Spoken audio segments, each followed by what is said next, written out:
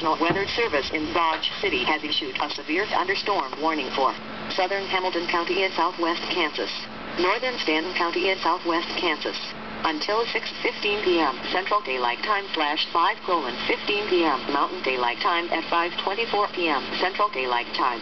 National Weather Service Doppler radar indicated a severe thunderstorm capable of producing quarter-size hail.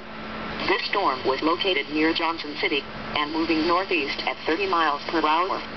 Locations impacted include Johnson City, Big Bow, mainly rural areas of northern Stanton and southern Hamilton counties. Be alert for rapidly changing weather conditions. If caught outside, seek a sturdy shelter and stay away from windows until the storm has passed.